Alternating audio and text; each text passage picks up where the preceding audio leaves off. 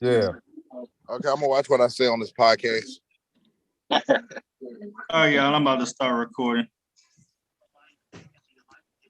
So, anything can be used against me in the court of law, correct? Not with me. I'm just kidding, bro. I'm just kidding. Nice to meet you. I'm Tim, by the way. Hello, Jarnell. Nice to meet you, Mr. Jarnell. Yeah.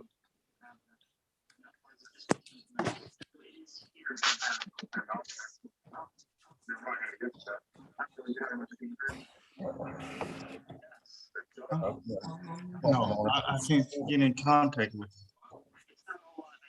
you. You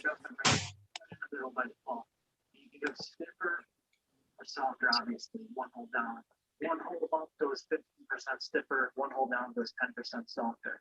So it's just a subtle tweak based on your driving habits. If you like a little bit more oversteer, you can go firmer. If you don't like the rear end locking, you can go softer. Oh, yeah, I'm about to record right now. Hey, can somebody cut off their TV right quick? That's Bible. Let's take a look at the front.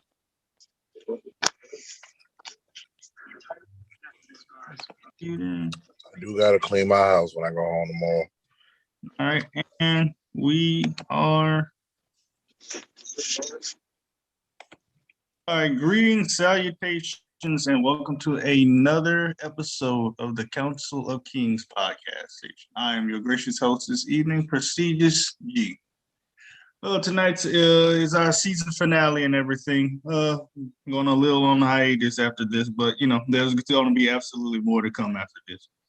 So tonight's episode is labeled "The Trials of Manhood." This is a very special episode I wanted to do, also because the reason I wanted to do it last was because I feel like I could get a lot of perspectives on this subject, especially with how masculinity has changed over in the last 3 decades, and you know, as such, there's a strange proliferation in what defines a man nowadays. But you know, that's what I think that's a good example of what we should be doing to improve the image of what a man is.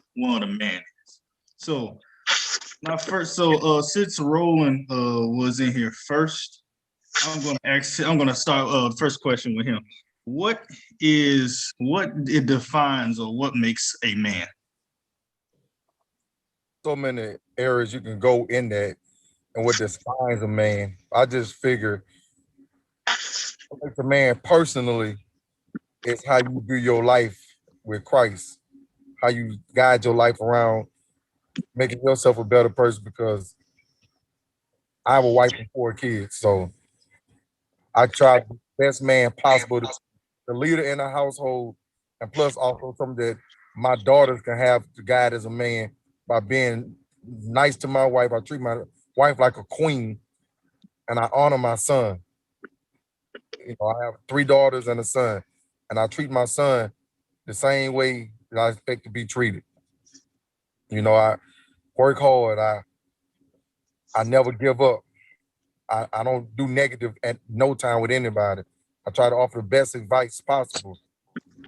You know, what makes a man to me is a man that never gives up and always keeps going hard in life. Yeah, that's a very good. That's a very good. That's right there. All right. My definition. You got to mute up. Oh, you coming in loud. Hey, when I get out of here, I'm gonna hit y'all. I'm gonna hit everybody up in the. Repeat that. Repeat that, Paul. You coming in loud, man. Oh, you gotta mute up, man.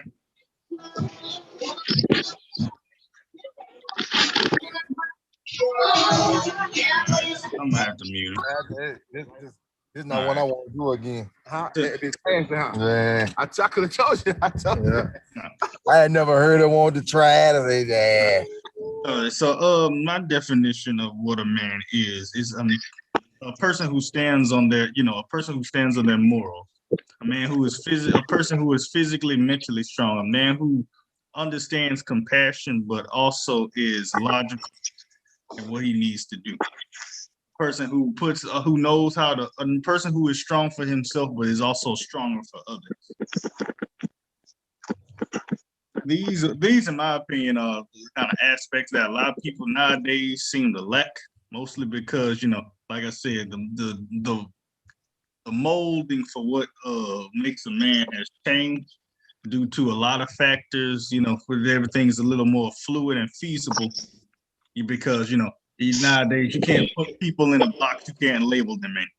And whether that's good or bad, is determined by other people. But another definition of what a man is somebody who makes the hard decisions and is also aware of the consequences as well. Oh yeah. That's true. But I'll give the court to Bible. What's your definition of a man?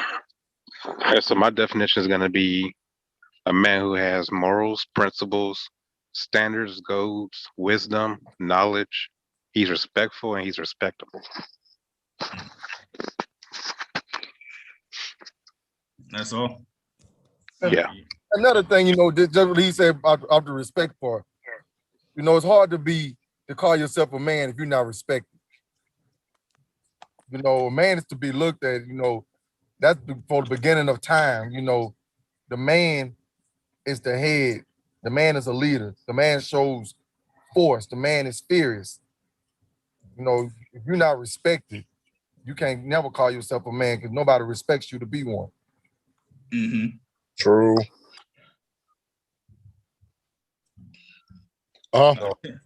Tim, what's your definition of? My definition from my personal perspective, because I grew up in a two-parent household. I had my mom and my dad. So the one thing that I can honestly say and straightforward is when growing up, I always saw my dad work. I always seen my mom work. I always seen everybody around me doing something productive. Everybody had a precise job to do it, and it's like a unit, and they all worked out together. So my definition of a man is one who can take on responsibility and take on responsibility and accept the consequences. Basically, be a stand-up guy, be respected and well-rounded, have the mental capacity to get around certain obstacles and certain people, and also somebody that's willing to accept their own flaws, accept their only shortcomings and everything like that. Because as a man growing up, as a young Black male growing up right now, I learned that sometimes you have to accept yourself for who you are and just love who you are as an individual, and basically accept everything that comes with life and accept what you can't change and try to work on what you can change. You feel me? Mm-hmm. And that's my definition. Okay. That's I understand. That's one of the catch-22s with being a leader. You can take credit when things go good, but you also have to take blame when shit goes awry. Yeah, because I had to learn that when shit go left, you got to sometimes take the bullet or take the consequences of it, because I deal with it all the time. When you're working with the public or anything dealing with the public, you're going to have to take an L or take some type of consequence or some type of disciplinary action when it comes to it. Mm. So, yeah, that's my definition. Okay. Well, we're going to go a little detail into definition of the thing about it is the problem with nowadays with being a man, the thing about it is there aren't enough true alpha males, true alpha men to teach people, what to be a man, how to be a man. There are too many rules that that go into effect on how exactly, especially how the presence of true masculinity is expressed. And unfortunately, for some reason, since we have I think with the rise of single parents has led straight to that, because there's not a dynamic between how do I say? Think about it is when a father is more for discipline, while a mother is more for nurturing, compassion. And the thing about it is when a child is raised in with only one of these two, the child grows up discombobulated, especially when they don't have a dad and a father, or a man to show them what true discipline, what true principles look like. I can totally agree with that because some of my friends that I grew up with, not including like not y'all in particular, like some of my homeboys that I hang with now, some of them that I used to hang with, it used to be something kind of a run of a joke. Like I felt special when my dad came to the school and got on my ass in front of my teacher talking about why I wasn't doing my homework. He whooped And your when ass, I went, didn't you? huh? He whooped your ass. Oh, he ain't with my ass. He just cursed me out and told me to do my shit. But basically, I was hungry the mother love. I work at this. basically, when I got to class and I sat back down, everybody would tell me, man, your daddy lives in the household with you. I said, yeah. It was like a rare thing, and it shows with the type of person I am and what type of people they became. And they're not bad individuals. It's just you can see some of the, I call it bitch tendencies in some of them. It's like they all got to be competitive. They all show feminine sides of each other. You feel me? Yeah. It's like they act like complete bitches sometimes. And they are good, successful people. Don't get me wrong. But they try to turn everything. They don't accept responsibility. They try to play the victim. They always try to, if they see somebody else doing something else and they feel like another person gonna outshine them or do better than them, they try to shit on them. A lot of shit. And yeah, a lot of I agree with that. I agree with that. I've met a bunch of guys now, especially because I'm an officer. I've met a lot of guys when I go on these calls. It's like, dude, you must have had nobody to look up to. Some of the stuff that they fight over, some of the stuff they get into, you didn't have nobody to look up to. And when I was growing up, I had a dad and he did the best he could. But I also looked at Jeffrey's grandfather. Another thing, would you mind addressing people as the name that they are on the panel? Okay. Well, I looked at someone on here. I looked on it. I already said the name, but I looked at your grandfather as a man. That's somebody who I tried to mimic my life of today off of. So he took care of his household. He did exactly what he could as a household, as a man, and he did everything possible to do that. That's why I love that family so much, because I seen him do things with very little money and took care of his family. Yeah, that's what I'm like about my father, because I don't mind getting a little personal. My dad died when I was 15 years old, and I remember something that stuck to me to this day. I seen this dude.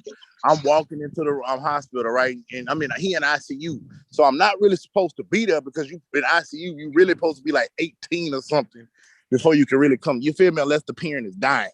And we didn't know he was going to die. So basically, I remember, man, I'm walking there and I shot a video and he was telling me, man, I got to get up and he got to go to work. And I'm looking at this nigga like, really, dog? You sick? You just had a heart attack? Woo. Man, you need to rest. He said, man, no, I got to take care of my family. I was like, damn. And even if he was hurting and stuff, my daddy had gout, heart disease and everything. And he was still going to work, providing a place. I'd be a damn lie if I ever tell somebody that I went to school not fresh. I went to school with belly empty. Bro, I had a car in 9th grade. So when my dad died, I was going in the 9th grade. I had a car. And so I grew up with that notion that a man needs to work. By the time I turned 16 and I could legally hold down a job, that's when I started working. I worked my job at Pizza Hut for 2 years. Then I moved to Jack in the Box. And to this day, I have never been without a job. To this day, I have never let anything deter me to sit on my ass and let a woman take care of me. And that's what a lot of these other phlegm-headed motherfuckers that I used to hang with do. They get with these women and they basically let the women take care of them, let the women run them. And I'm not about to let no woman dog me out. I got my own shit. You can't dog me out. I dog you out. So I grew up with my daddy always teaching me you got to stand up on your own 2 feet and take care of your business. You feel me? He said, regardless of what you're going through, you sick, health, or whatever, as long as you got breath in your body, go to work. So that's just the way I was raised. I see what you got. I see that's a good point. That's a good point you made. Well, think about it is think about it is, do you guys believe it's hard being a man in general? Yes. It's just basically it's a certain image that you must uphold in society in order to be considered a man. A man is a provider. He has to be able to provide. A man has to be able to stand and secure something. A man has to. It's so much bullshit to the point that it feels like you being overwhelmed and it's unfair. You feel me? Mm-hmm. So that's the way I feel. The thing about it is, I call them the three F's of man. They're the three F's of man that you got to do. You got to know how to finance. Well, let's call them 3P. You got to learn how to protect. You got to know how to provide. And you got to know how to procreate. You gotta find something, whether that's financial or mentally. You have to at least be able to give somebody something substantial to, because that's one reason why a lot of people are drawn to, people who might not be who might seem not very lively people, because they have something intellectual to offer. That is true. And another thing with protecting is, you gotta learn how to protect yourself, but you know how to learn how to protect yourself, other people, And there ain't no woman want to be with no dude that let everybody make a bitch out of him, Yeah, that is true. Nobody wants to be with a coward, and nobody wants to be with somebody who really, you feel me, can't stand up for them, like stand on their own 2 feet. Just because you got a gun don't mean you a shooter or you a killer, and that means don't mean you ain't a bitch. Just put it like that. Yeah. So yeah, you gotta learn, you gotta know how to protect yourself with your hands, and if push come to shove, use a gun. Yeah. That's good. Bible, what do you believe it's hard being a man? Do you believe it? Oh wait, where are some guys? What was that? Right now. Do you believe it's strenuous being? Do you think strenuous to be a man? No, yeah. I love being a man. In my opinion, no, not really. Do you believe that it's the work that it takes to come into manhood is strenuous? No, you just gotta be willing to do it. He's doing that podcast. I don't think there's anything hard to do. You just gotta have the motivation to go and do it. I think personally, it has, it has its ups and downs. Personally, like anything. Yeah, I do think, but I think like the strenuous part comes with you have to convey yourself in a specific mannerism. Like you have to. I don't really think that's hard of. If you worked on that and if that was instilled in you, I think that just comes natural to you. Well, you think about it. Yeah, but a lot of people wouldn't instill with that. Yeah. I was just about to say that. A lot of people, like dudes that I grew up with, like I was just saying, they never had like a male role model, and so basically they had a single mother, and their mother put in an image of what a real man should be. But I'm like, in that case, his mother taught him what she believed how a man should treat somebody. She can't never teach him what the man should do. Yeah, but at the end of the day, I had a lot of my friends growing up in high school and middle school. Their mamas taught them how a man taught them to be a man, basically. And they even would tell you they never had a father in their life. They never had a big brother in their life. Like my daddy died, and me and my little brother close. If he knows for a fact he ever need advice, I'm just one phone call away. And he know I will drop everything what I'm doing just to give him, if I could put him in the right track of mind. You feel me?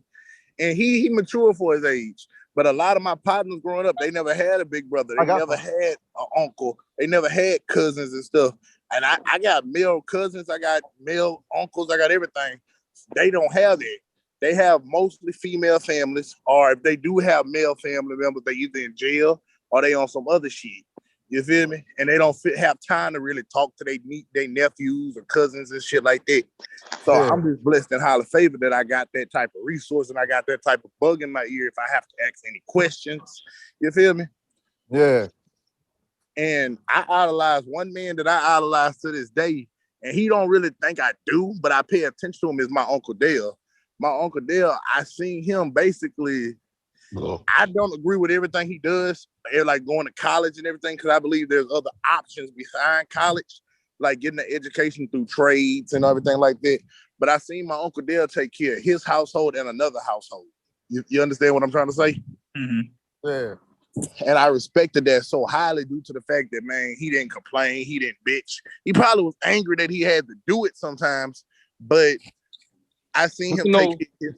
But one thing, being a man, because like I say, it get hard at times. One thing I was always taught, you get tired in a situation, don't ever get tired of it as a man, because there's plenty of days I had to show my emotions in private, because it get hard trying to figure out these next moves and make sure you're making the best moves for your family. And when you're in these positions as a man, because you got to realize when you get a family, especially that when you talking about moving forward in life, it's like starting a business and don't know how to do your paperwork. You got to follow this thing all the way through. It's difficult at times. Many nights I done cried. Many nights I done had to look myself in the mirror and be like, God, I need you. Like I'm starting to fall weak in some areas, and be able to stand strong when I look my kids and my wife in the face. It's hard being a man. I love being one, but it's hard to be one. I can't lie. I completely understand that due to the fact of, like, me personally, my trials and my tribulation as a young male, like moving into my own spot and trying to be more independent. It feels like I know God is up there, Jesus is up there is helping me out, because it's like you say, it is times where I feel vulnerable, I feel like I'm scared, or I feel like I'm fucking something up. And so I do have to lean on God. I never really cried. I never really showed anger or any emotion. I just showed worriedness. Like recently, I just had to put my car in the shop and drop $3,000 on it because I thought I was not going to have a car no more. And it was like God's will and grace and mercy that I came through and came up with the money to do it. And I completely understand. It's like certain stuff you just have to hide in the closet or hide away from the public, because everybody thinks everything's peachy and cream. And I got certain homeboys to this day. I don't like, they my friends. We can chill, but they will never know none of my personal information or my personal feelings about certain shit, because they it's like I can see enviness in their eyes. Like I can see that they want to, I can see that you don't mean me no good. I can see that you really just want me to fall so you could be like, tell everybody, I see what I told you.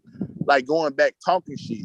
You're talking bad behind my back. Like I don't understand. Like people ain't gonna come back and tell me certain shit. You feel me? Yeah. So I don't like. I'm with you on all that. Because I can. Oh, my bad, Jeff. No, let Roland go. You had a lot to say. Oh no, I was just agreeing with the brother that was speaking. No, I was a man in this situation. I feel it. I've been there. I've had my own place. I've had times where it's like, man, where my next meal gonna come from? I ate sandwiches. I don't eat sandwiches, because when things was hard for me, I literally ate ham and cheese sandwiches for damn near 90 days, almost 4 months straight. Ham and cheese sandwiches. Hey, bro, you can't lie, bro. Them struggle foods be rolling though. They be that ramen noodle, man. But now I'm blessed financially. I don't eat sandwiches. God then moved me from that era to I'm on the next level in life. I'm facing new demons in life now, but that part of life I don't have to do anymore. Sure, I don't eat no sandwiches. I tell somebody when I go eat. Yeah, I can honestly say that with a straightforward face. I've been by myself for 7 to 8 months now. I have yet to eat. I don't really eat struggle meals like that unless I really want to, because some of that shit do be hitting. But that shit do be hitting. Like, especially when you're drinking a little bit, that shit do be hitting. But the thing is, I never had to go to bed hungry. I never went to bed eating light shit. Like, I got groceries and stuff in my house now. I'm making more groceries this week. But it's just I don't want to fuck up. You feel me? Because I feel like there is certain individuals that I hang with to this day that I just don't trust.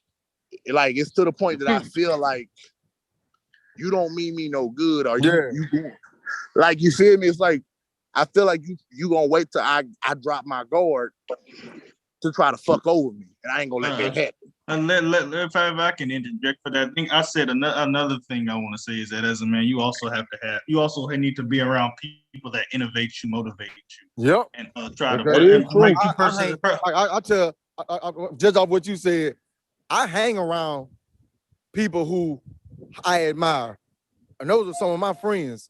I love to see my partners and them doing things positive. Then I tell them, well, shoot, you know, because one thing, if you're gonna have a circle like the brother say, he got PB, I guess you're around people that wait for you to fall. I don't hang around no type of people, because you best believe when I'm buying a car, I want my partner on side of me saying, man, look, Jay, I like your car, but man, check our mind. We supposed to be having the same conversation. Yeah, it's just like, how me and my best friend Xavier. I hang around them type of people. Yeah, but right now, I'm gonna say the one trial. This is the biggest trial that I'm working on right now, and it's kind of fucking my head up. And I'm gonna be real about it. It's dealing with women. I'm gonna keep it real. Like, you gonna do that all your life? Yeah. I was just about to, bro, man. Women are a whole different subject, man. Yeah, but like, bro, it's like I got all the things. Like, bro, as soon as I moved out my mama house, I damn near I slept on an air mattress for the first 2 weeks, and then everything slowly, steadily just started coming in. I got a fully furnished apartment, fully furnished, got TVs in my rooms in every room I want. Yeah, that's the fun. That's the fun. That's sometimes almost, I stress sometimes because I don't like the word struggle, but that's sometimes the fun of struggling. Seeing you making it from one threshold to another. Yeah, and it's like you watch the journey, and you watch yourself become a lot better or improve from where you began. Yeah, and it's like when it comes to me dealing with women, I'm not that same old knucklehead that I used to be when I was staying with mama just trying to sling dick everywhere. It's like I'm matured and I understand that I gotta love myself. A person that truly loves themselves do not just go out there and fuck everything he sees or she sees. I try to instill. I tried to make you guys understand what abstaining is. Yeah, this is one reason I try to get your butt to do retention, but you always try to find every way and excuse or not to do that. Yeah, but like Jeff, I haven't had sex in 2 years, thank God. Okay, but at the end of the day, I didn't love myself. I didn't love who I was as an individual. I didn't love Timothy Jerome Williams. I want you to know this is recorded. I don't care. I don't give a damn. I'm gonna be vulnerable for 5 minutes. I didn't love who I was as an individual in my in 20, 21, 22. It wasn't until 20 when I turned 23 that I learned and I matured to the fact that, okay, it's cool to be alone. It's cool to be by yourself. It's cool that you don't got a lot of bitches on your dick. You don't need that validation. Validation. It was good, yeah. Hey, that's a powerful thing, because I struggled with that. It's just I fell victim to it because I wasn't strong enough to do that. So I lost a lot of things in life due to women, due to me thinking that's what a man was supposed to be like. Oh yeah, I'm a man because I got all this. I'm a man because I'm doing all these things. So I lost a lot due to women. That's a powerful thing that you was able to even do that. Now, that's a testament for somebody like me that I need to hear stuff like that, because, although I'm in my situation, I'm married, thank God for my wife. But if I had not been with my wife, no telling where I would be. I probably wouldn't have none of the things I got now. That's true, because let me tell you something. It's like it really was a wake-up call when I'm not gonna say this individual name, that Jeff and Xavier and them told me, don't what fuck part with of y'all I didn't already told you to use my name? Jesus Christ. Bro, you already know. Jesus Christ. I know who you are. Who is you? Yeah, that's what I'm saying. So they both told me. The people on YouTube don't. Okay, nobody know, but basically what happened was all my partners called me when I told them who I was dating. Everybody except for 3 people told me, don't date the bitch. Everybody kept calling me, even niggas. You already know how I felt about it. Yeah, like 2019, when they all found out who I was dating, everybody called my phone. Don't do it. The bitch stupid. The bitch is retarded. Like, I had one dude, I even had her ex-boyfriend look at me, bro. Me and him cool. Me and him was cool. Me and him never had a problem with each other. He told me, bro, that hoe gonna drag you down. I was like, what you mean that hoe gonna drag me down? She's gloomy and she lets her parents control everything. I was like, man, what the fuck you mean? Well, okay, he was like, bada. I ain't gonna say the dude's name, but he told me a situation he went through with her. And I said, I completely understand it, so fuck that. So basically, once I got out of that relationship, it was like a wake-up call. It was like, God, hello? Hey, Roland, you gotta turn your stuff down. I'm gonna just mute it. Yeah, right, it was basically a wake-up call. It was basically God telling me, you know what, bro, you gotta calm down. You gotta love yourself. I'm gonna find a wife one day, you feel me? You gotta kiss a few frogs before you can find your princess or your prince or whatever the hell you're looking for. I'm not gay. But the fact of the matter is, I just matured. And I'm not bugging or dragging on somebody else who out there trying to fuck everything. That's your life, that's your body. But what I'm saying is, it took me a while to mature and just look myself in the mirror and say, Timothy, I love you. You feel me? Yeah. And Think about it is a lot. I said mental health for guys is pretty rough because you know, like suicide rate for men are expected to have the suicide rate for men is 3.5% higher than women. So yeah, the men kill themselves 3.5 times more than women, and you know it's hard and everything. You know, because you put a lot of society puts a lot of expectations on men. And the thing about it is we kind of let it roll off like water. The thing about it is when you say something about it, they call it you being weak. True. And it's like when I had to mature and let all that. And another thing too that I also had to let go. I had to let go and forgive one individual in my life and understand that individual is always going to be a significant part in my life if I don't like it or I do like it. You feel me? And I ain't going to say who it is and how they tied to me, but this individual is a woman. And I felt like another reason why I was picking the women I was picking was due to the relationship with that person. Because I did not like this person. I love this person, but I don't like this person. And I get. if you get what I'm trying to say. Baby sweet. I'd have been there. Because I love this individual. I don't wish no harm on this individual. Hell, if this individual calls me right now and asks for money, I'm going to give it. No questions asked. They don't got to pay me back. This individual, me and them can go to dinner. But I don't like this individual's ways.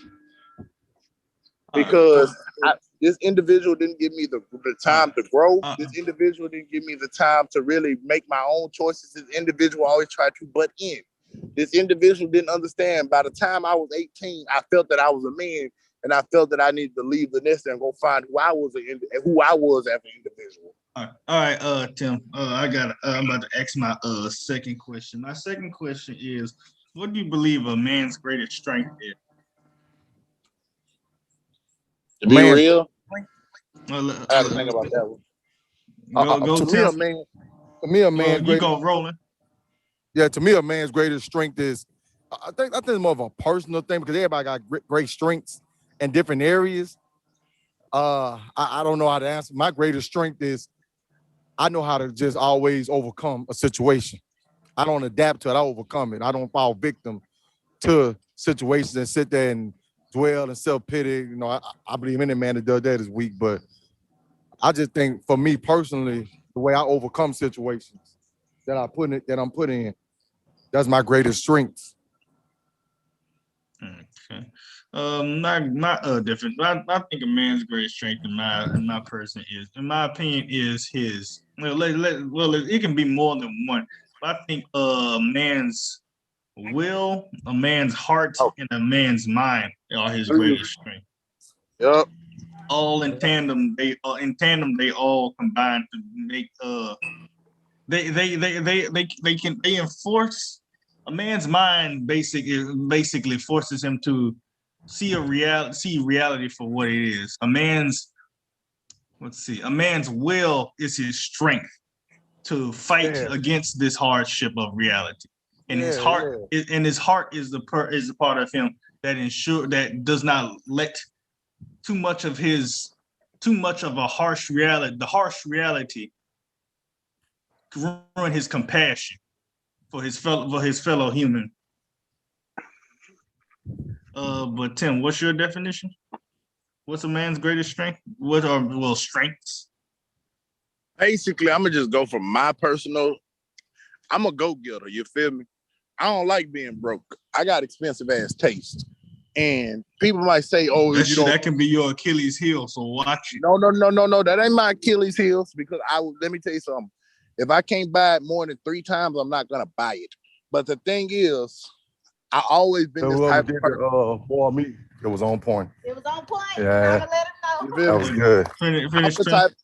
I'm the type of person. I'm a go-getter. I like money. I like having nice things. I like being in nice things. I like waking up in the morning, my bills are paid. I like waking up in the morning, I got a warm bed. I like waking up in the morning, being able to just jump up and say, you know what, fuck it. Let me ride out here and go to the mall and see what the fuck I might want. Or go to the gun store and see what I might want. You feel me? I always been a go-getter. I always had a mindset is, I don't like being broke. I like money. And I ain't gonna say money rules my whole world. It doesn't. But I'm the type of person is, I work 2 jobs. I'm in my other job right now. I'm the type of person is, if I want it, I'll go get it. If I gotta work, I'm motivated to be better. And motivation is basically one of our greatest strengths. Because if you can imagine it, you can make it come true. Oh yeah.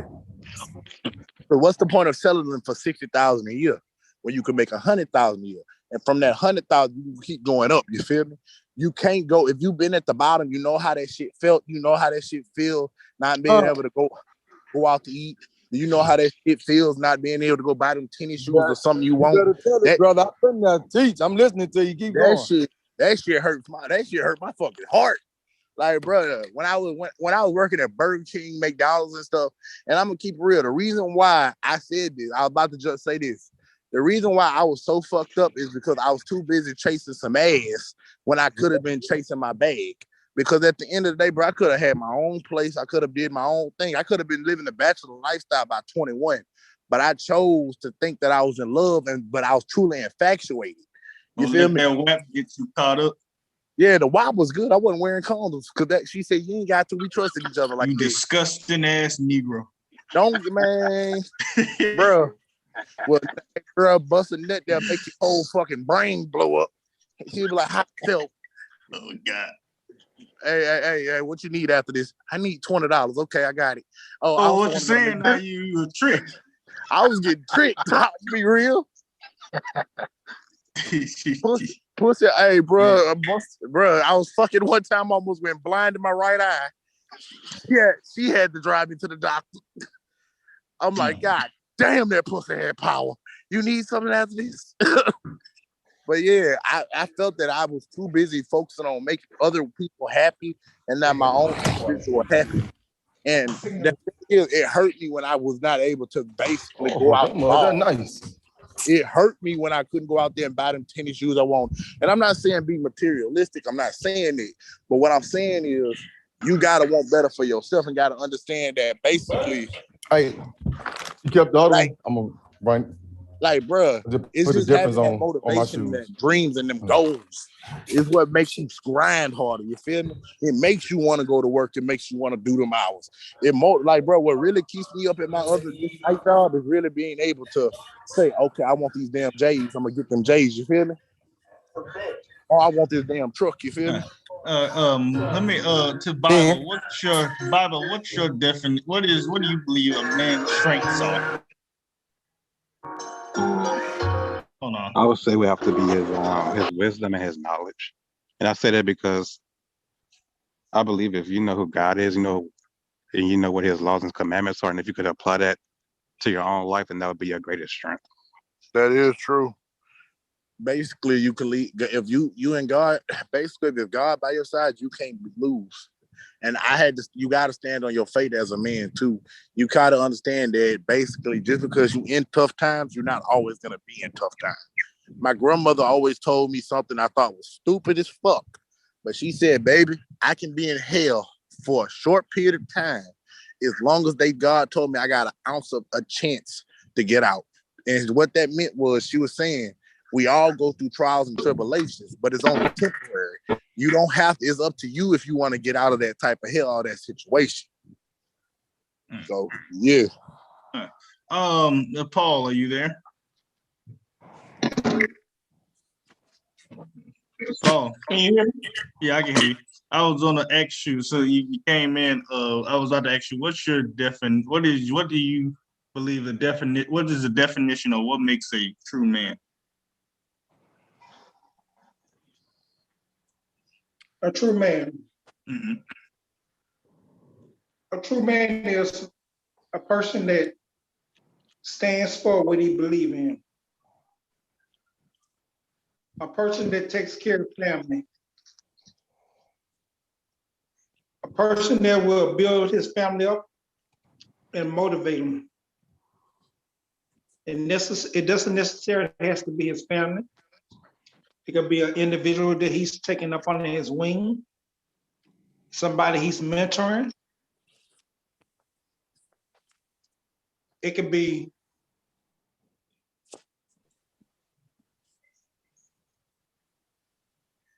Hello? Can you hear me? Yeah, I can hear you. A true man is a person that puts his family first and takes care of his responsibility. Okay. Well, what if he doesn't have a family? Everybody doesn't have a family, but the idea of it all is an individual he can have extended family. Because you don't have a blood family doesn't mean that you don't have a family. A family can take on several different things and responsibilities.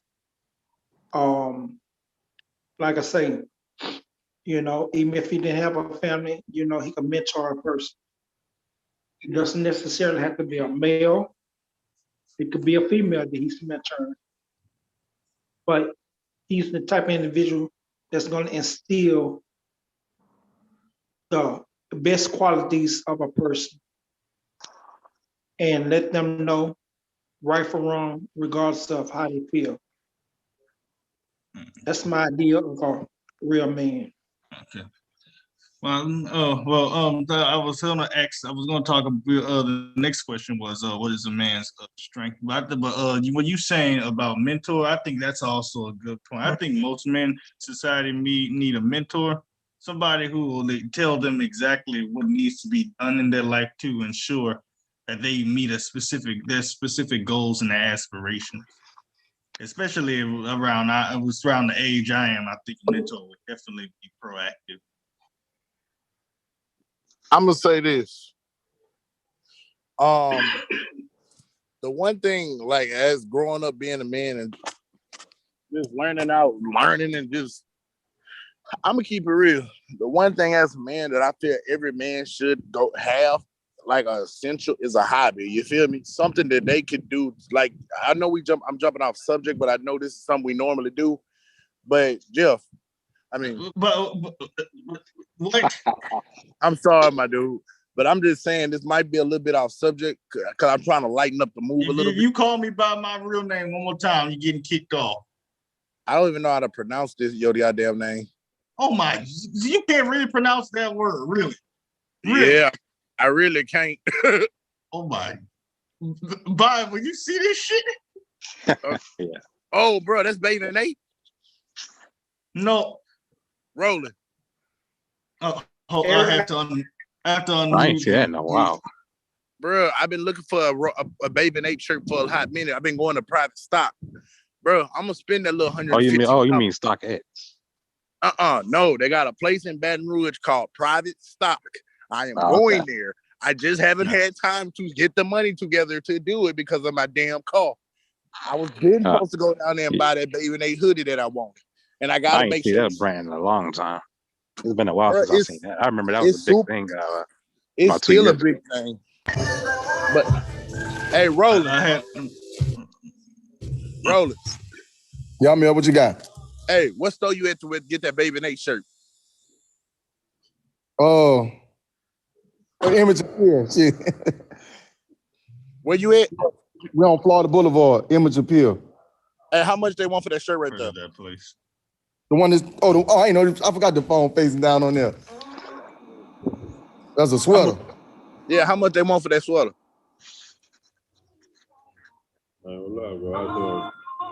You're gonna have to get a slaughter. 260.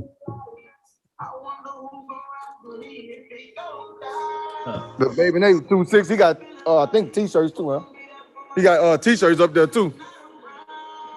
Hey, where is this place located? On Florida Boulevard. If you're in Baton Rouge, on Florida Boulevard next to Piccadilly. Across street from Jerry Lane. Right.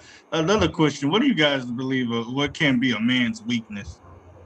A woman, a fucking toxic ass woman. I was just about to say that. Bible. Yeah, I think that's one of the weaknesses too. Yeah. Who can be a man's weakness? You know, it's a personal question. My weakness is a woman. That's why I fight so. Well, that's four in a row. Ding, ding, ding. No, because bro, the right woman can boost you to higher levels, but the most toxic, most draining bitch can fuck up your whole life. Yep. So, like my grandmother gonna tell me a few weeks ago, 5 minutes of pleasure can cause you 18 long years of pain. I'm like, what you mean by that? That guy, she said, go. They from all over, so. Dude, and I'm not dogging all women. Because Florida, here in Baton Rouge, this is where we at. Yeah, but Baton Rouge money, I buy it for you. Huh? What would you say, Mr. Rowley? Yeah, but bro. Yeah. I can honestly say with a straightforward face, this might sound stupid as hell what I'm about to say. The most toxic women have the best pussy. I'm not playing. That's why you can't leave it alone. For real, they be so fucking grip around that dick and be moving like, what you doing to me? God damn, be sucking my soul out my body. I'm like, no, and I'm like, bro. And then after you wake up and you know she ain't shit, you be like, well, fuck it, I can deal with this bitch for a little bit longer. Let me ask Cooper. What do you believe what can be a man's greatest weakness? They got to hang it all up on you. Since we talk about somebody sucking the life out of, I'm gonna say a man's weakness can be either himself. Yep, that's the truth. And it can also be a woman. But for the most part, it is basically, I'm gonna describe a person's mind, the way a person's mind functions. You know, if he has a strong mind, he can pretty much be his own individual. But if his mind is strong, he'll let something else sidetrack him, like a woman. And a woman can sidetrack him real quick. Hey, now. And I've been hearing on the phone, getting some life out of him. Hey, bro. Hey, you know, you know what it's like, bro. You know what it's like. Bruh, I can honestly say, a woman, like, especially when it comes to Baton Rouge women, I don't know what the fuck it is. It's like as soon as like I'm gonna keep saying the more toxic, the better the sex. You be sitting there, you know that's she a toxic ass mindset right there. No, it's true. You know she about to fuck you over. You can see it coming, but then she come put that pussy on you. So why you want to be with her then? Because her mouth game is phenomenal. The boring girls, literally, bro. You fuck a boring girl, she be planking in the bedroom. The toxic bitch be doing you be doing. Did you hear that man say she sucked the life out of him? Yeah, she sucked my soul out of my body. I went and touched. I mean, me and my man, I once died in the bedroom. You don't need fellatio. You need a damn doctor then. No, bro. She man, bro. I went to cardiac arrest in that bedroom. Me and my daddy dapped off and did it. Yeah, like, what up, nigga? What up? Yeah. I'm sorry about that, y'all. Bro. Wow. You gotta realize, bro, with women, when it comes to dealing with women and elevating yourself, they can be a distraction. The thing about it is you have to put them in a specific category. And I already know somebody's probably thinking like, well, you can't think of women that way. I saw you up in there last. I saw you Think up in about there. it is it's not about what Hey, the shit on that meat, boy. the thing about it is not about what it's about what's best for your psyche at the specific moment. You know, women like Tim said, women can either elevate you or they can decrease your brain capacity. Like, bro, I can honestly say the bitches that I was dealing with in my past, except for one, made my brain cell go like, man, bitch, I can put up with your bullshit for just 2 more hours. Let's do this again. Like, shit. Have you in the bedroom hitting the Dougie? I'm like, God damn. I don't know, sound like you still in bedroom hitting the Dougie the way you talking. Right. Yeah. He didn't got caught. He didn't got some of it. Now he got sprung. He having flashback. No, man, it's like back when I was a dumbass. I'm still young, but back when I was a dumbass and this girl, and then I don't know what my mama was thinking. She let the girl spend the night because my mom was like, she's about to leave for a few days. She let the girl spend the night with me, and my sister and brother left. So I'm sitting in the house and all we was doing was fucking. I'm like, God damn. And then I'm like, every time, it's like when we first got into a relationship, I can just look at her and she knew what was up. I was like, God damn. By the time, and then after I gave her a label, my girlfriend, that's when the shit hit the fan. Cause then she used to go through my phone and see me talking to other girls and stuff, and there would be friendly conversations. But as soon as I started fucking and busting them nuts and everything, and we wasn't using condoms and nothing like that, it was like, boy, all them other hoes that I was dealing with got cut off. I stopped talking to them. I was like, bro, me and you can't be friends. No, my girl don't like the way you talking to me. You feel me? And then once she felt that all the competition was gone, she stopped doing what she did. I would also go and say, as far as a man's ambitions can be his weakness too. But hold on before you say no. Think about it is if you you can if you can be too heavily invested in something and it can become bad for you. Too much of a good thing is bad for you, Jim. Okay, I can totally agree because that's what I was trying to say with the hobbies and stuff.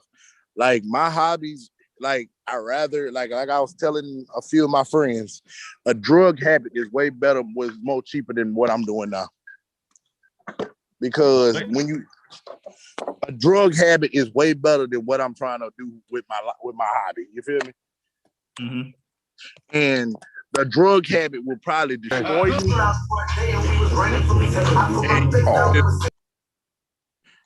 And I'm like, bro, I'm gonna just say it basically too much of a good thing, like you say, can destroy you. Just totally agree. So you really can't say the word prestige. You really Prestige, can't say that. I'm sorry, prestige. But what I'm saying is you're completely right. Too much of one thing can really fuck your brain up. And that's what he was saying, Mr. Prestige, he was having flashbacks and he couldn't think of your name at the time. Thank you. He couldn't pronounce it. Well, unfortunately, no amount of back or puss on the planet should be able to make a person, especially since he's known me for a good while, should not make him forget his name. Like it's right here. Okay, Jeff. I'm gonna pause you on that, Jeffrey. No, what are y'all doing? No, listen. I'm gonna pause you on that because you haven't had a piece like he's had. See, he lost his mind. He died and went to heaven. For real. He dapped his papa down.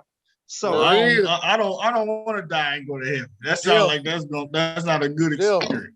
Me and my daddy, when my daddy saw me at heaven, he said, what did you just call me? Jeff, I mean Prestige. What? I'm sorry. Oh my, I'm you're sorry. Not. What? No, you're not. Okay, fella, we get off track. So what? I think the thing about it is going into it is that the point is that a man's strength. The thing about it is I think women is all sorts is mostly a man's weakness. because the testosterone in our bodies makes us want to chase after it. Find every way. Men do a lot of dumb. Let's be honest, men do a lot of dumb shit to get laid. We can all admit that.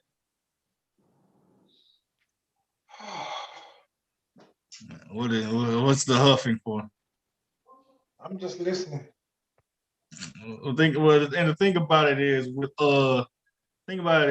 not trying to make women the whole subject of men being a weakness. Thing about it is that most of the time, majority of the time, that's the only reason why. That's one of the reasons why men's being stupid, or because stupidity is a form of weakness. I really think it's a mind thing.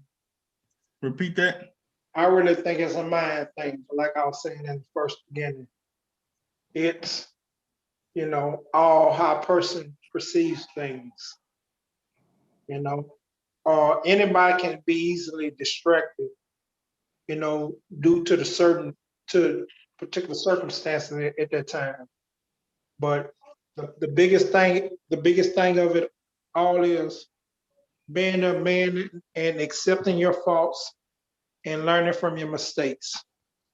True. I'm listening to y'all talk, and I'm listening to y'all, figuring out what a man is, but you haven't truly you don't truly become a man until you experience life. And the thing, what I mean about that is you have to go through things in life to make you grow up to be that individual. At the age that y'all are now, y'all grow, y'all growing up, and y'all rolling. Continue. Continue. Paul. Y'all growing up and y'all experiencing life, and y'all haven't learned y'all full. I love being a man. Stretchability of life. Duty is difficult. That's meditate. I told them. I said meditate. I looked in the mirror. I said, Lord, I need some help. Hey, rolling. I'm weak in some areas. Rolling. Paul's trying to make a point. Hold on. My point of it all is, in order for you to become a man, even though, growing up, your parents try to tell you certain things. They try to instill certain things in you. When you grow up, for the most part, do you take the things in consideration which your parents try to instill in you, and try to raise you up to be that strong individual that you're going to be, which could be if you're a man or if you're a woman. But, your dad takes you, he try to show you his way. He try to steal the things that he's learned, and he could tell you those things, but you're not going to fully understand those things until you've gone through those circumstances and things in life. That's when you learn what a real man is, how to be a real man, and you learn all about your responsibility. You could talk and you could say things. A woman don't describe you, but she's part of you.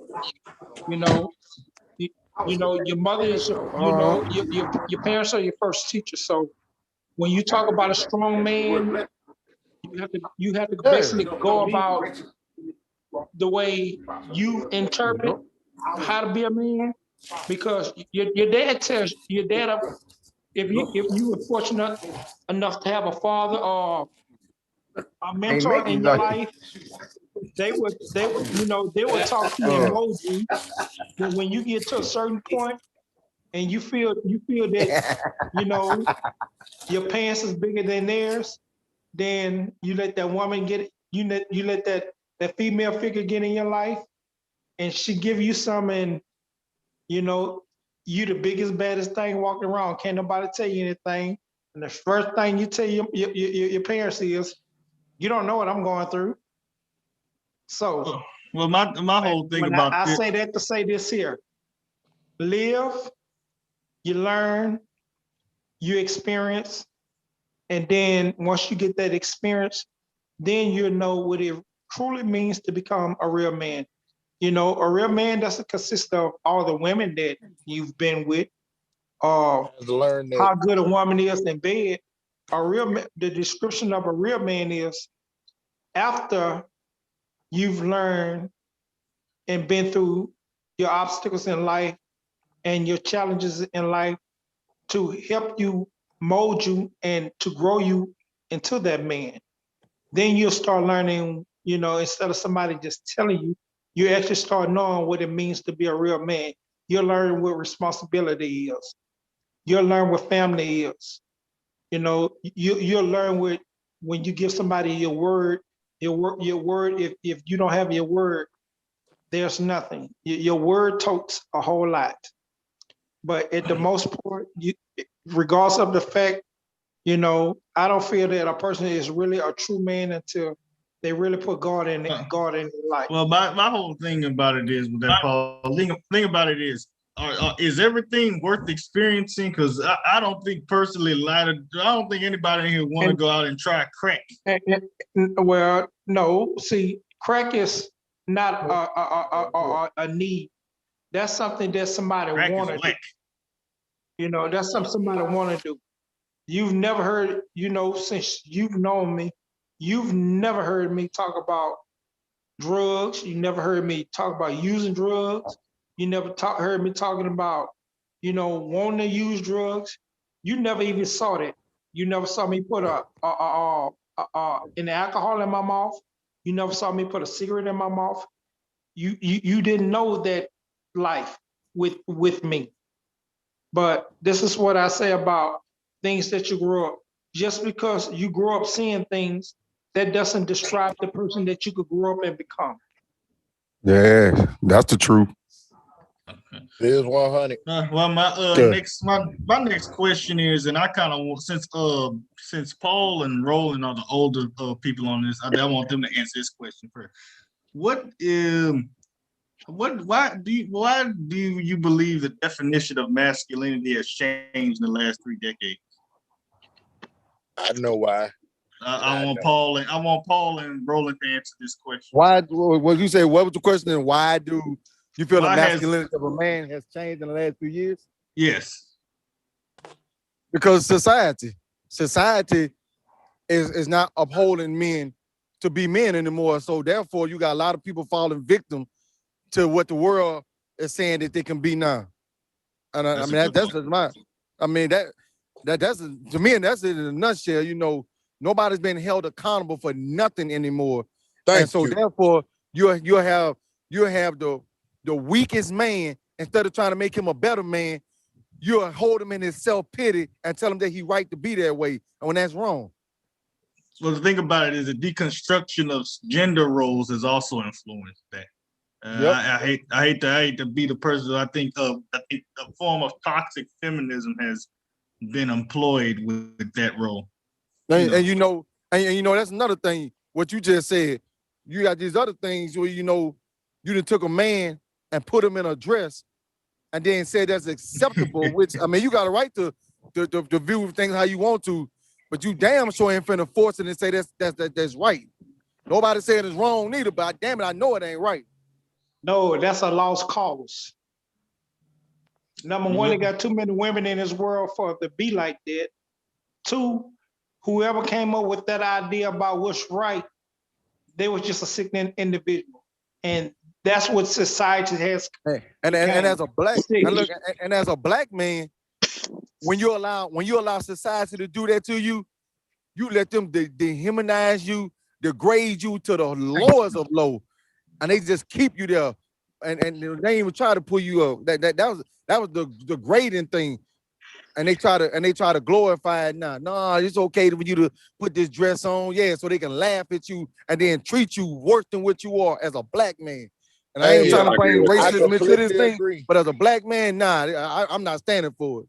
No, I completely agree because basically they trying to demasculate the black man. Because there's either they gonna put us in jail or they either gonna kill us or turn us into a bitch. Because everything is fucking acceptable in 2021, and society does not put people at fault and make people hold up for their responsibility. Well, see, the thing about it is when you think, I think the man's, that's one reason why I don't know why they're being real sexist to a degree, because when men in this society kind of voice their opinions, or their claims about certain things, it gets put on deaf ears.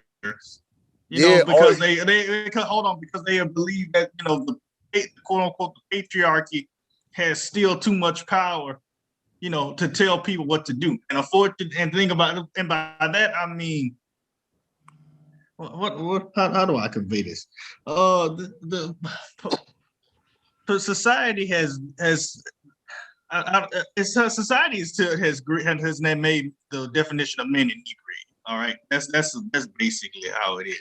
Because society has basically stripped of individual. Is what you're trying to say? It has stripped, this generation.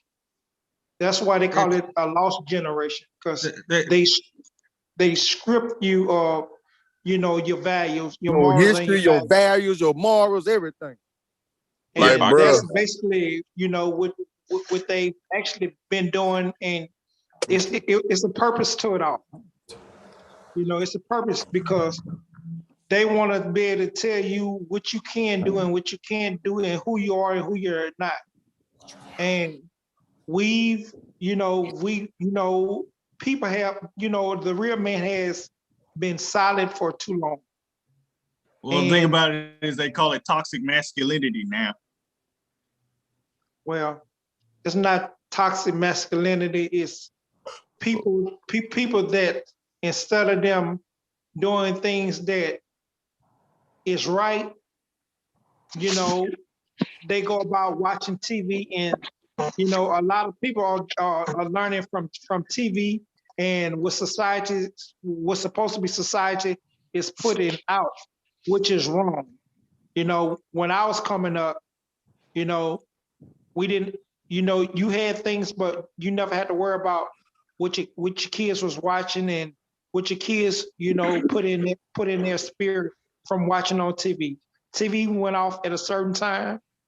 It came on at a certain time, and you went out, you played, you had fun. So society is trying to mold the kids now these days into being adults before they're old enough. Which causing a lot of things in homes to be broken up, and a lot of things in homes to happen. So society has created, places where, you can't really tell your kids anything anymore, because they're thinking on a whole nother level. 49.50. Like, Coop, this might be something that might be crazy what I'm about to say. I love watching cartoons on Saturdays and Sundays because that's when I'm off. But this is something that pisses me off, that some of these cartoons are so over sexualized and so over, like they push a homosexual agenda sometimes with these cartoons. Like, it's okay to be gay, because I got a gay family member and I love them to death. I love them to death. Hey, I got people like that in my family. I'm not gonna say it's okay. It just is what it is. I'm not gonna say it's okay. Yeah, I'm not gonna say it. No. This is the way I feel about it. I said, I gotta stand in God's kingdom for my own sins. So I don't have time to sit here and basically try to belittle them and debunk them, because we all sin differently. No, listen to what I said. I didn't tell you to belittle anyone. I told you, I'm gonna say that it's not okay. Now, you can't control what a person is gonna be or how they want to be. That's on them. But you don't have to agree with it. Wash your hands or sanitize your hands when it's done with it. Shit. But what they're doing with these cartoons, these everything is so sexualized. Yeah, my one of my classmates just died from COVID-19. Roland, mute yourself up, man. Well, 3 hours ago now. All right, Tim, continue. These cartoons have a homosexual and sexualized, like everything is so over sexualized to the point it ain't funny.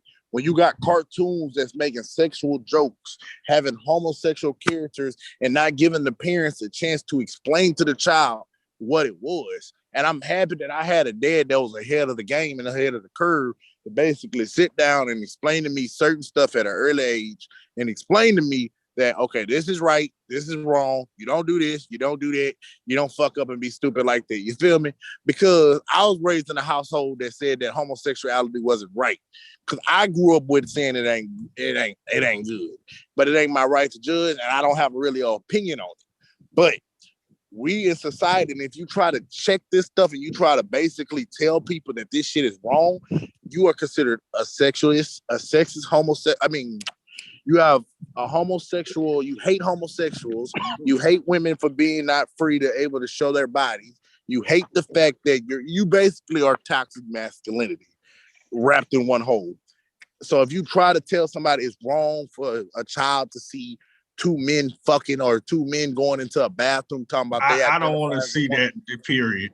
But, in certain places it is. If a man identifies as a woman, he can go into the women's bathroom. That's wrong. You feel me? Go in the bathroom. I'm around. You still a man. Yeah, but in certain states, and California is one of these states that you can basically, the age of consent in California is 13 years old. Oh, hell no. So come on, bro. My whole thing with that is with the that goes into with the trans. I thought that you remember, if you guys remember a few years back when they were thinking about trying to implement transgender bathroom shit, and I thought that shit was ridiculous as hell. And like, who the hell was gonna endorse that shit? A lot of people. You either gonna go in the man's bathroom or you gonna go in the woman's bathroom. Bro, the LGBTQ or whatever the motherfucker's name is, I don't know. I call them the alphabet community. The alphabet community, basically, they're trying to basically make certain stuff cool and acceptable. Bro, yeah, but guess who their number one supporter is? The Bible knows that they're actually doing it. Bible. Yeah, tell them who the number one supporter of the LGBTQ community is. The black woman. Yep, black women. Yep. Because, bro, they trying to make pedophilia legal in certain states. They're trying to say the age of consent doesn't need to be 18 no more. It needs to go down. Nobody's going to do that. They already did it in California. Nobody's going to do it in California. Nobody. You have not sent me any proof of that. About to send it right now. Then you do that. But there ain't no way. Nah, hell no. But going back to the question. Yeah. Hold on. Going back into the question. We're going back to the question because we're going a little off topic. I was stating that masculinity now, a lot of guys nowadays are kind of soft, and I don't know where this softness is coming from. Like I said earlier, I think it's due to the fact that a lot of single parent fatherless homes are proliferating. And also to the fact that nowadays, I think making gender rules to a degree ineffective, because toxic masculinity comes from black men stating that not black men stating that women stating that the old ways of how men conduct themselves are kind of flawed. If that makes sense to you guys. Bible, what's your take on it? Well, my thing, I think women was kind of brainwashed to think that, because they was fed this idea that they're strong and that they don't need nobody and they can survive on their own. I think that with the government assistance, that gave them a way to make them believe that is true. Basically, like with welfare and everything, they told them that if you got kids and everything, well, you could just throw this man out the house because you don't need him, and we'll give you a check if you do it. That's a good point. Yep. Government assistance is fucking the truth. Well, think about it. I need to stop saying that. First and foremost, it came into effect. It didn't stop even after it ended. It didn't stop because people got it was so easy to stay on the benefits than actually go out and get a work and get married, to the point where they were like, I'll just stay on. And the thing about it is, well, I think what I was saying, they're thought to believe that But it was fed this we're strong and we don't need nobody. And so that those checks from government assistance make it true for them. Yep, that's what they did. They thought Got that Big government Daddy assistance. government was gonna Took the Big man Daddy. out the house and kept everybody separated. And that's what masculinity is kind of went away for black men right there. And that's why kids act the way they act. They ain't got no guidance, and they knew what they was doing when they did that. Yep. Bruh, it's like a generational curse or generational trauma. Because ever since slavery days, the black man has been considered a little boy, a bitch ass nigga, so much. He was belittled in front of his family. His wife was fucked in front of him by the master, and he couldn't do nothing but take it and sit up like a little boy. And over years, it's just been generational trauma and curse that the black woman belittles the black man. They do not hold them up to a pedestal. They feel like the black man can't protect them on that, so they try to get with Papa government or white men or somebody outside their race. And basically, this is all stems, in my personal opinion, stems from slavery. It's like ever since slavery days, the white man, if they can basically, I don't think they thought this far, but they fucked up a generation of black people for so long to the point it's gonna take us it's basically gonna take us a good chunk of change. Some of us ain't gonna be. Some people have predicted about like another. They'll say if we don't get this shit fixed in the next 5 generations, we fucked. We already fucked. It's already that crap. Yeah, we've been messed up. What y'all feel understand is this here is the way y'all see things from the past, present, and now. See, this has always been the thing. You know, they've always wanted to, you know, tell the blacks how to do things. They always wanted to control what they did, what they said, how they thought, and what they've done. They've taken the man out the homes, and they're putting. They took the man out the house on TV, and then now kids raising themselves. Right. Mm-hmm. True. They fucked up a whole generation, bro. Generations is not a generation. Generations has already been missed. Well, what solution do you think that men can get to, you know, increase their work to become masculine? Bruh, step up to the plate and stop being a bitch. Man, elaborate. It's going. Like they say, it takes a village to raise a family.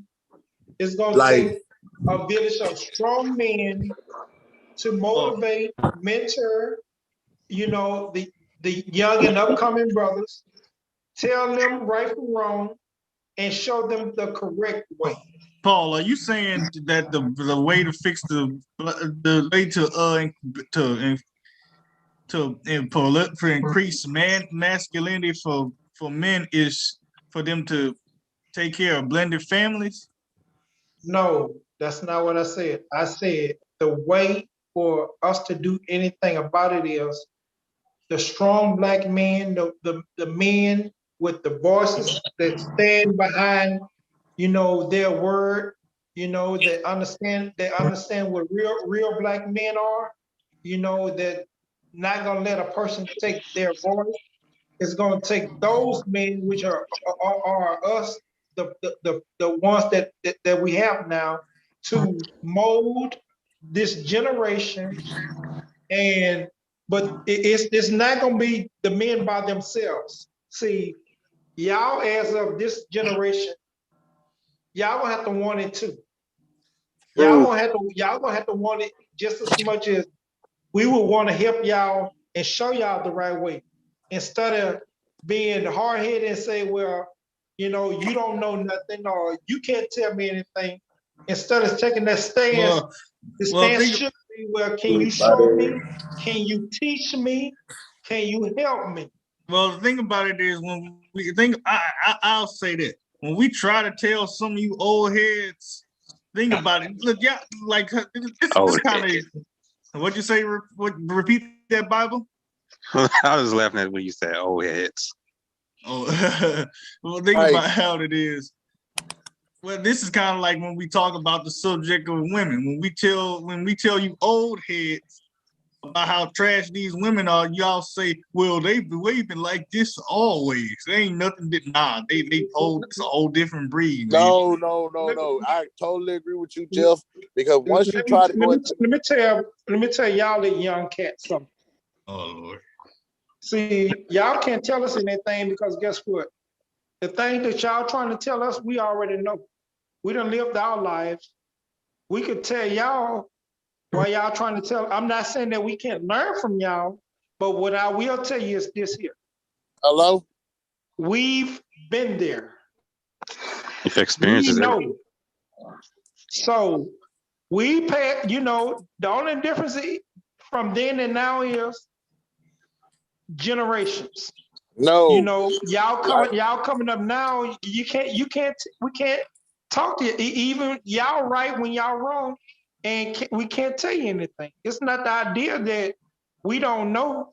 We know, but we try to tell y'all.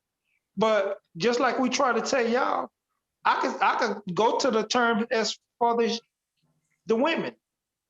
The women do things because this is what they see on TV. This is what they see other women do. So Mr. Coop. in their mind, Hold even on, though it's Tim. wrong, but they thinking they right. And it's the same way. Like, no. You can agree to disagree, but in reality, women, those creatures, women's are a piece of work. You when you think you know them, you'll learn something different. Yeah, Mr. Coop, can I say something? I totally gotta disagree because, bro, you gotta understand that. Like I was telling my grandmother, she said the game has never changed. I said now that the game has elevated, the players has elevated, the time has elevated. We got so much access to more stuff that we have access to technology. Technology advanced. These phones in our pockets are like mini computers. Anything we want, we can just order at the drop of a dime. Meeting people is so easy, you feel me? And it's like you got to understand that it's a different time, different playing field. You got to understand, you got to weave through reality and bullshit. And I was trying to explain to my grandmother is 65 years old and I love her to death. But I explained to her that these women are nothing like the ones that back in your day. They are more cutthroat. They are more vicious. They are more masculine than most niggas I know. Like I know a bitch right now that'll knock a nigga dome off. So y'all gotta understand, things are changing. Especially when I try to go at old heads talking about how we supposed to solve. The black community will never come together unless you can bring back a body or you can bring back a corpse. You can't do it. And that's what I try to tell a lot of these old heads. You gotta understand, we beefing over social media. We beefing over these bitches. Most of my favorite rappers was either killed over a bitch or something stupid or something that was said over Twitter or Facebook or Instagram. I got a dude now that I was talking to. He said, "Bro, he had to go fight somebody over a situation that a bitch caused." So this generation is cursed. See what you just said? Did you hear what you just said? Did you hear what you just said? Yes, sir. This generation and the You next didn't have generation to. is cursed. Number one, let me tell you about your generation. Your generation, y'all gun ho. My generation, when you had a problem with somebody, you fought. Ain't This no more fight. generation, y'all don't want to fight. Y'all want to shoot. You got it, So, but Mr. Coop, it's either you got it or you either gonna be fucked with it or be fucked without it. Cause I got multiple guns, and I ain't gonna say how many, but the thing, and they're all legal. But the thing is, you have to do a gun make understand. you a man? No, it don't make me a man, but I'll be a dead man if I ain't got the motherfucker. It doesn't make me less of a man to walk away from a situation. But some of these young dumb motherfuckers that I come into contact with, and you're gonna say, well, you shouldn't have been here. Conflicts comes anywhere you go. You could be at the mall and you can accidentally bump into somebody and say, excuse me. He gonna be like, man, what the fuck you say to me, little nigga, man, or some stupid shit. You feel me? So you have to understand that's Negro shit. You got to nigga moment. You got to understand that that's the femininity, you know. That's the femininity. They're not playing fair. A lot of these dudes, especially us as black males, ain't playing it fair. We have to basically have some means to protect ourselves. And you got to understand, even if I ended up tossing hands with this motherfucker and beating him up, he's still going to run and try to get a gun. And then I got to protect myself. So it's either me or him. I'd rather be judged by a jury of 12 than carried by peers of 6 of my peers. So you have to understand that. We have to understand it's not about being gun worthy. You got to understand that most of us genuinely need to have a gun, especially when dealing with young, dumb, ignorant black motherfuckers that they want to be the next young boy. They want to be the next Fredo Bang. They looking at social media and they looking at these But you dumbass. idolize dudes like that. I don't idolize shit like that. I like their music. Yes, you do. I like music. Jeff, my daddy was a DJ. That's it. But you have if to. You call me that one more time, I swear you're getting kicked off. My bad, but you gotta understand. What do y'all do about music? Y'all see it, y'all hear it, and y'all interpret it, think you can go out and do it. And you I gotta listen to jazz music. Yeah, so these I dumb motherfuckers. You gotta understand, a lot of these youngsters are looking at the fact that, oh, young boy get all the bitches, Fredo get all the bitches. These girls want thugs. They want gangster ass dudes. It used to be a back in the day where a woman wanted a doctor, a lawyer, and some other stuff. These hoes don't want that. These hoes want the most bum-ass, broke-ass, dusty-ass motherfucker on the block that's bow-legged, acting like a fucking fool, can't fight shit, but talking about Well, that's just the environment that they grew up in. That's all they know. No, man, that ain't the environment, bro. So sometimes it is. Sometimes it is. But, you know. But a good chunk of the change is these hoes see it on TV. They want to turn a game. That's all they know. They ain't had no role models anything to teach them anything better. Next season, we are going to address the Pookie and Ray Ray and educated classic guy argument next season. We will address. Because, bro, this generation is different. Mr. Coop, you got to understand. Nobody is fighting no more. Everybody straight pistol play, gun action. Bro, you walk around, I guarantee you go around certain neighborhoods in Baton Rouge. No, I don't think that's I don't think that's just this generation, though. I think that was past it wasn't like that well. when my daddy was growing up. My dad said when he had a problem with somebody, they'll throw hands, and the next day they'll go get ice cream or be playing basketball with each other, cooling. He said 9 days, y'all, we throw hands, we go back and get a gun and we kill the other person. You feel me? This is a whole different breed. This is a whole different game of ball playing. We got technology. Anything you want is at a push of a button. You can meet somebody from across the damn world in Japan right now, just off this phone. You feel me? So this game, the game has elevated. The players have elevated. We got cheat codes, everything. We got everything is accessible at the palm of your hand. You just got to be willing to do it. All right, Tim. If he was gonna rebuttal to that, I'm gonna go to my last and final question tonight. The last and final question is: what modern day factors have contributed to the fall of positive male behavior? Technology. Elaborate. Everything some of these dudes see on YouTube, Instagram, Facebook, any type of social media platform, they try to interpret it. They try to think it's reality. They start thinking that, oh, since he doing that, I can do the same shit. Nobody wants to be different. So if I had to put technology, because it basically gave people the right to be ignorant and basically didn't get this. It just gave way to a bunch of ignorant shit. Like these challenges, you see people sticking stuff up their nose, people putting Gorilla Glue in their hair, getting famous. like they had this dude, and this is an effed up thing I saw at work. This dude really tried to staple his dick to the table. I'm like, dog, you fucking. No, you didn't. There ain't no damn way nobody would do some. No, I believe that they would. I think it's a white dude. Do that.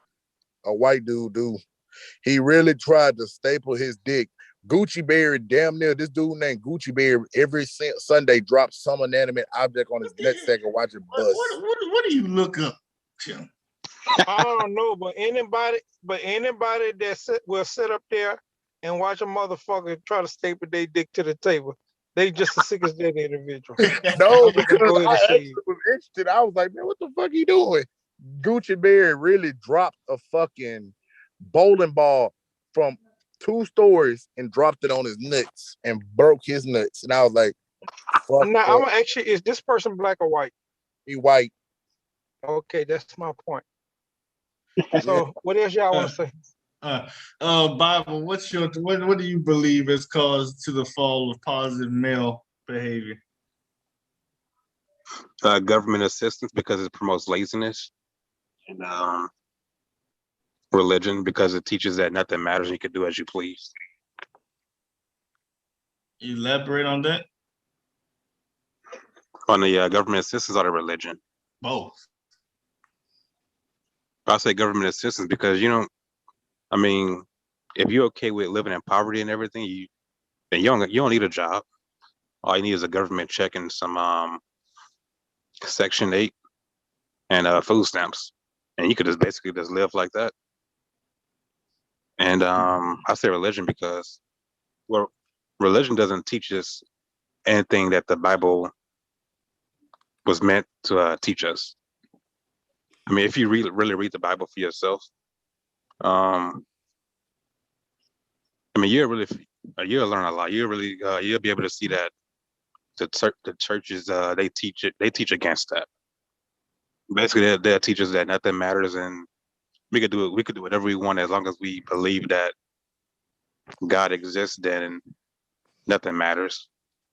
Well, I wouldn't say that because um when you get to talking about the Bible, it's actually the way a person interprets it.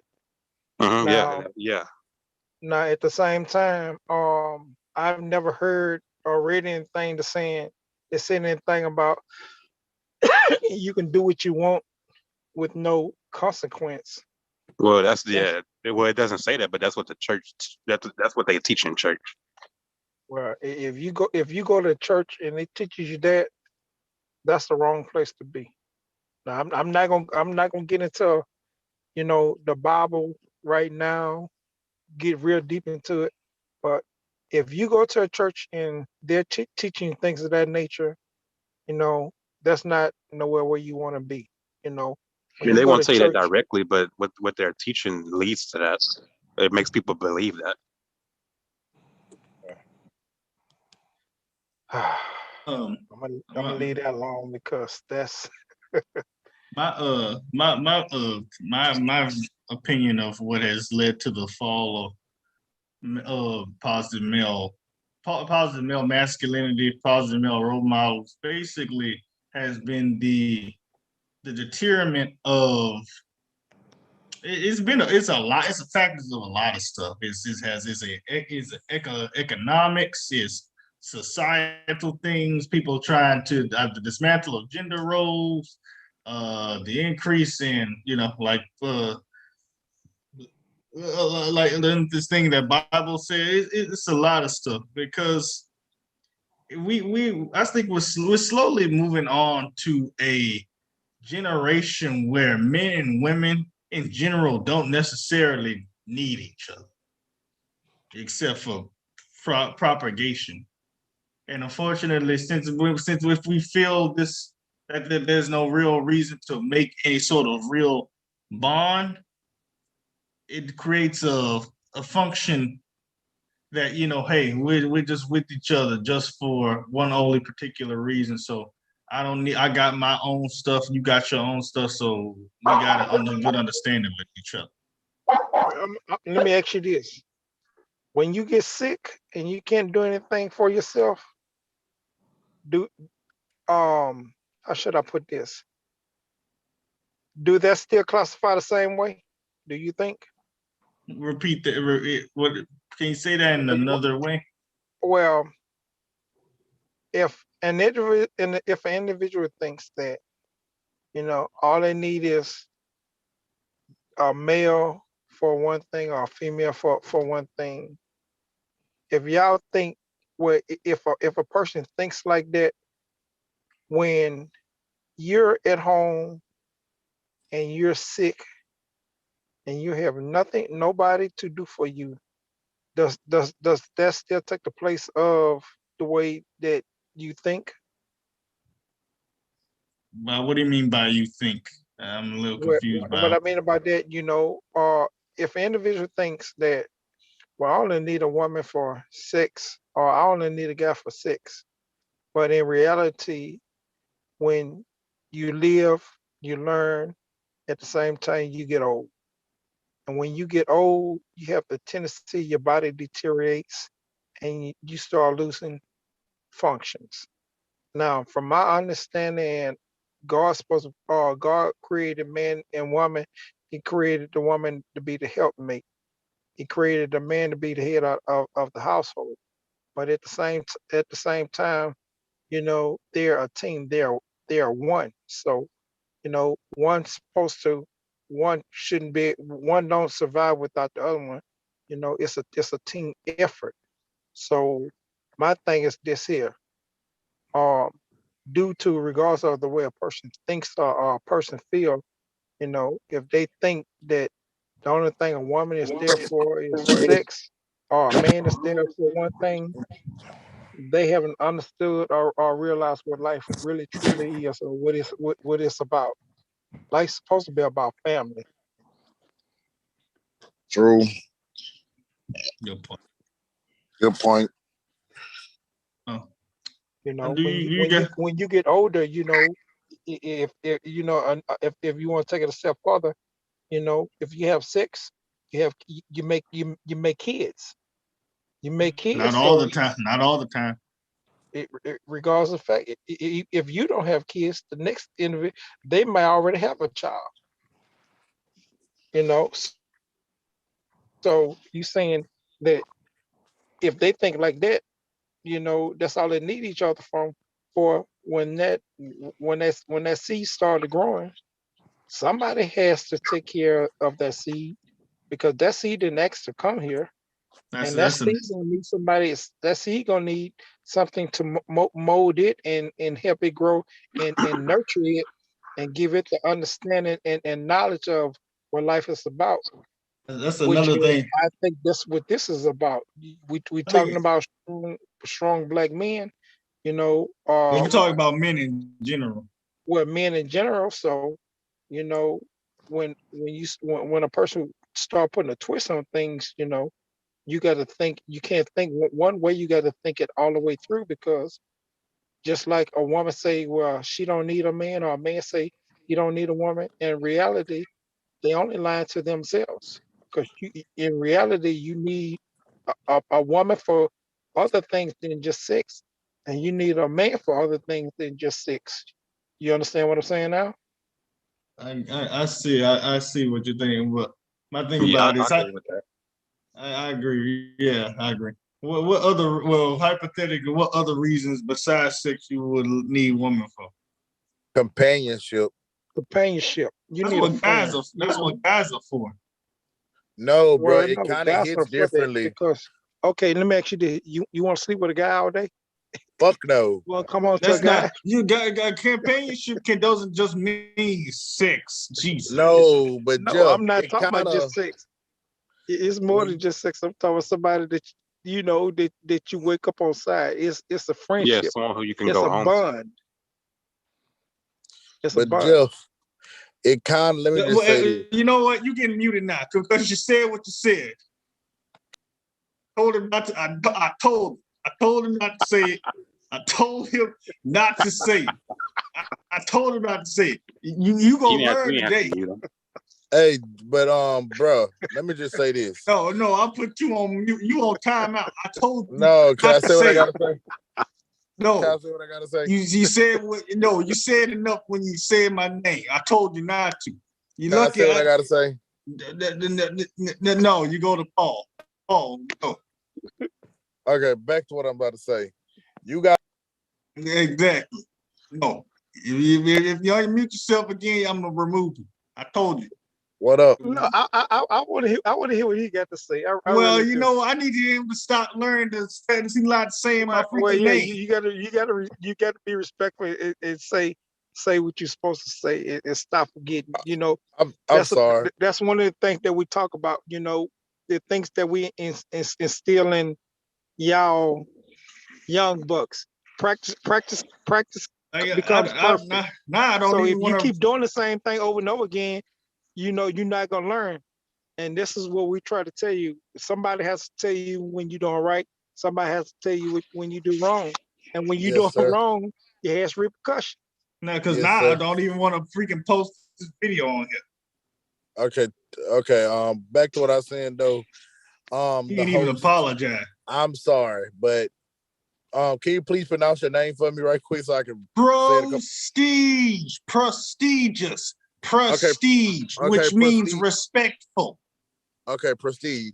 Let me just say like this: it kind of sometimes I'm gonna just say this from my personal perspective because that's how I So come. respecting my name, Nick.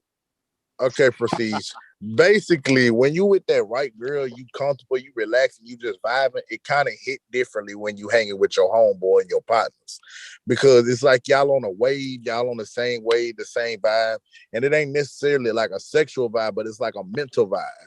It's like you can understand her and she can understand you. That's a special case. And y'all can just basically just get along, have fun, eat, and just watch TV and just relax. That's a good thing to do. You feel me? Sometimes it's not always about sex and getting your dick wet.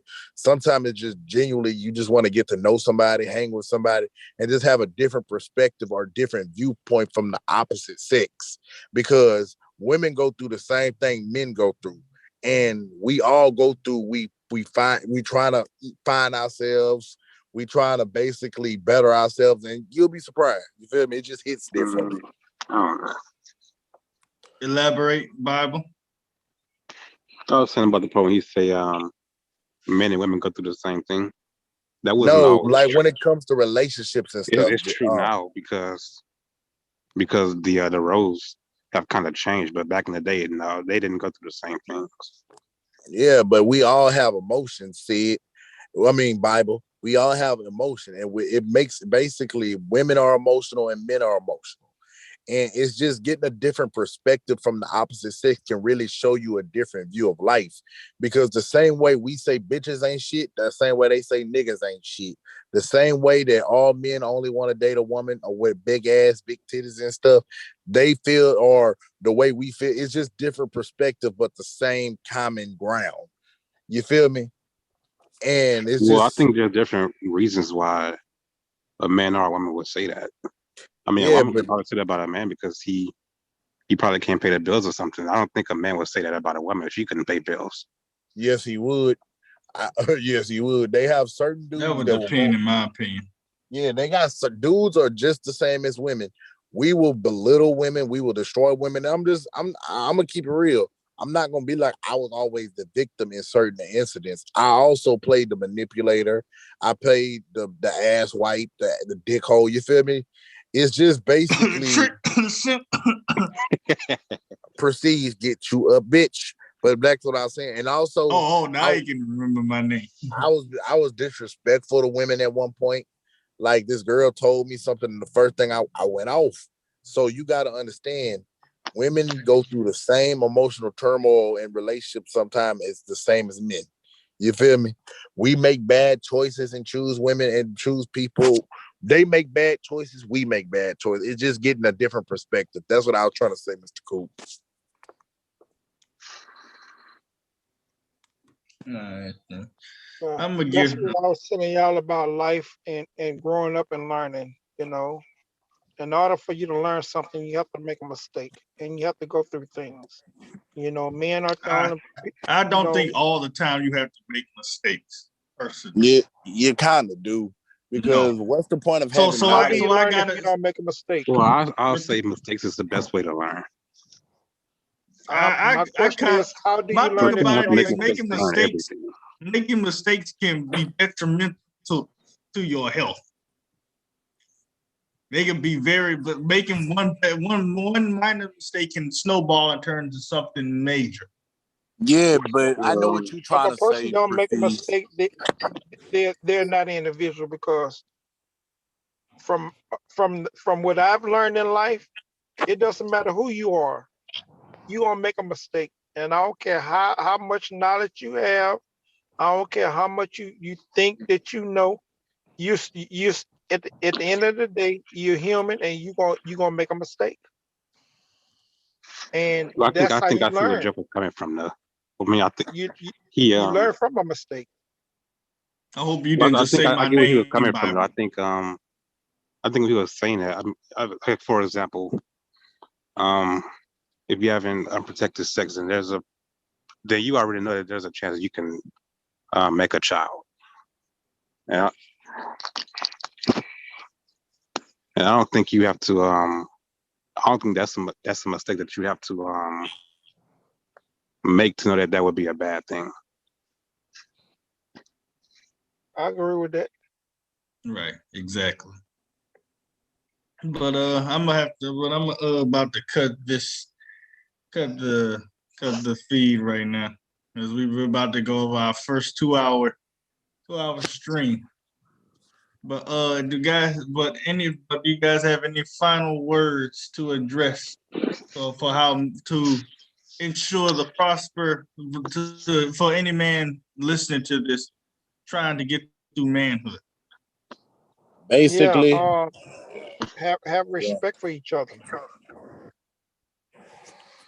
Brother Tim? basically, like Mr. Cooper said, have respect and dignity for each other and have love and respect for yourself. You already been in, Mel? Yeah. Are you good? That's it. Just have love. You were about to say something, Tim? Oh, no, I was finished. Just have love and respect for yourself. That's all I wanted to say. All right, Bible? Yeah, I agree with what they said. Just love yourself. My final thoughts on the subject is, as I stated before, manhood has its ups and downs. All right, it can be strenuous. It give me excitement, but like Cooper has said multiple times, it's a learning experience. And yes, I can understand that. Sometimes some mistakes, not all, but some mistakes might be necessary in the learning progress for you to achieve the next phase in your life. Be very cognizant of this is very understanding for all men. Be very cognizant of the choices that you make at a very young age, because they can haunt you in your older years and be very detrimental, especially since I have one more saying. Hold on, especially since, as we know as men, if you do things correctly as a man, you age like wine. The more stuff you do, the older you get, the better preserved, the better your resources, the better your assets become. So it's always best. So it's necessary for you to make the right decision and make sure that all the decisions that you make are in your best interest. But not for you, especially if you have somebody else, like a child. Well, another big thing is this here. And then you'll be If done. you say something is a mistake, and you know it's a mistake, well, when you learn it's a mistake and you know it's a mistake, that means don't do it again. Not do it again and know it's a mistake and then blame the next person. If it happens the first time, well, hey, it's a mistake. But if it happens after that, it's not a mistake, because guess what?